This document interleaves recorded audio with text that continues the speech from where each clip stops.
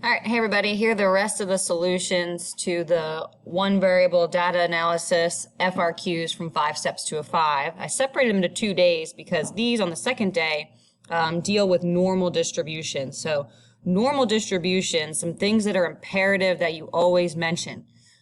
In an FRQ, you're always going to want to mention the word normal. So if a problem says if something's distributed normally, write it down. You're also going to want to write down the mean and the standard deviation. It's always given in the problem. So kind of as you read it, we're going to write it down. You'll see it in these 2 examples. So number 6, assume the batting averages in Major League Baseball over the years have been approximately normal. So I'm going to go ahead and write the word normal because it tells me they're normal, with a mean of 0.265 and a standard deviation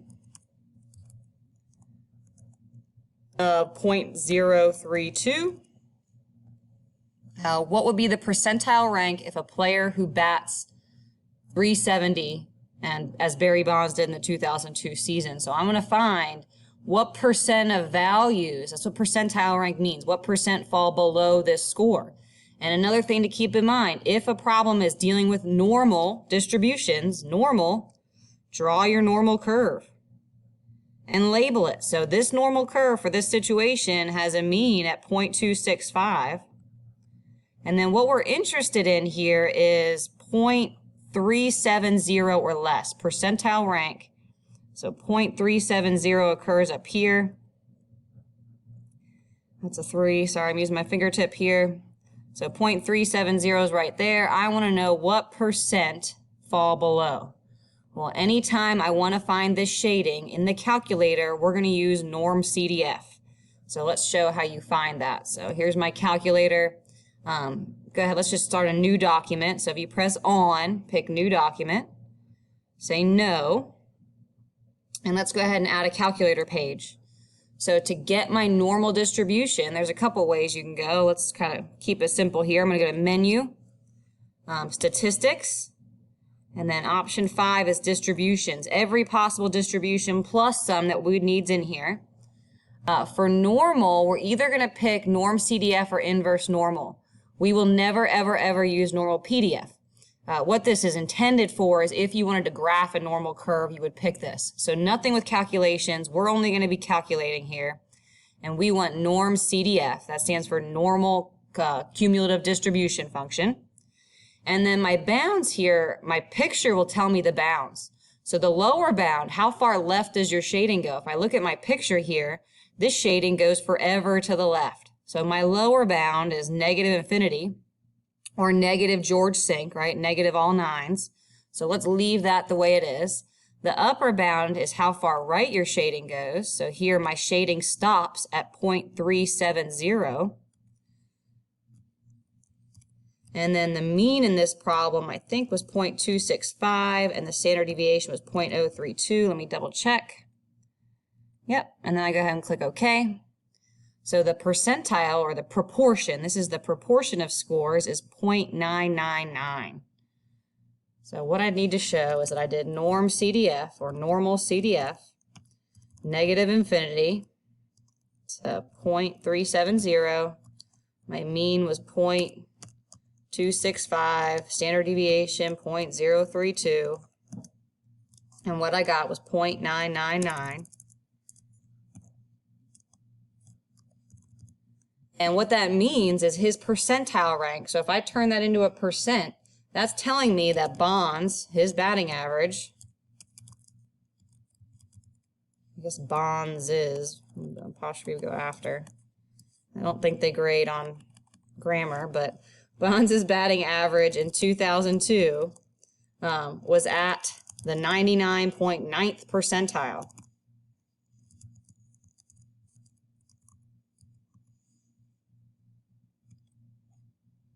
Number 10 is another normal distribution problem. So again, make sure you mention the word normal. Make sure you list the mean. Make sure you draw a picture and label a normal curve. Usually that's enough to tell you how you're going to find your answer. So number 10 says, suppose that being in the top 20% of people with high blood cholesterol is considered dangerous. Assume that cholesterol levels are approximately normal. So there's my word normal. I'm going to go ahead and write it. With a mean of 185 and a standard deviation of 25. What is the maximum cholesterol level you can have and not be in the top 20%? Well, here's my normal, my mean, my standard deviation. Let's include my picture. Usually that's going to tell me what to do here. But here's my normal curve. I'll leave my mean in the middle, so 185 in the middle.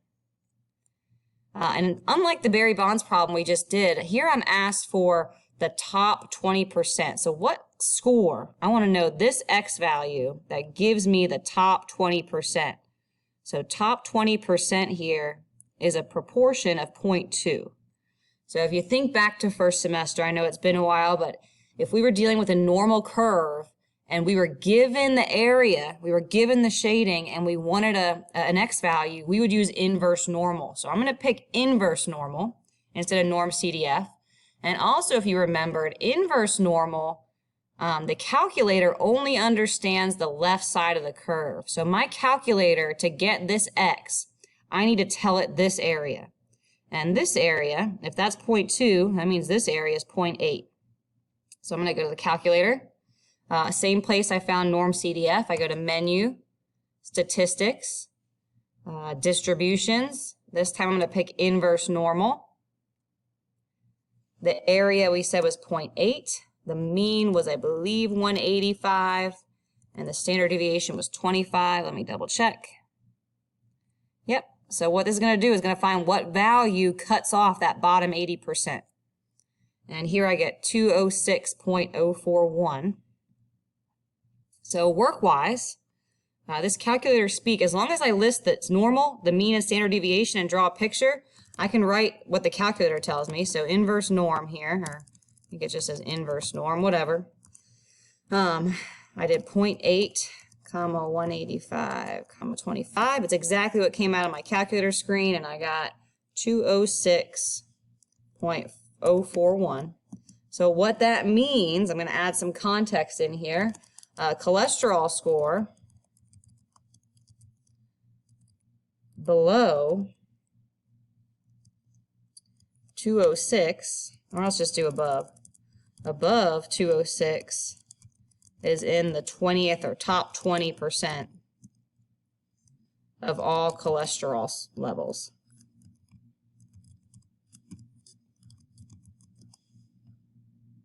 So there, I'm going to kind of scroll between the two real quick. The difference between using norm CDF, that's when you want to find the area. You want to find the shading. We pick norm CDF. Versus a question like 10, where I'm given the shading or I'm given the area, we pick inverse normal. All right, last question involving a normal distribution. The following graph shows the distribution of heights of 300 women whose average height is 65 inches and whose standard deviation is 2.5 inches. Let's go ahead and write that down. I think they're going to tell me they're normal. Yep, they're approximately normal. So I'm going to write normal. The mean is 65, and the standard deviation is 2.5. How many of the women would you expect to be less than 5'2"? Well, first of all, 5'2", that's in feet and inches.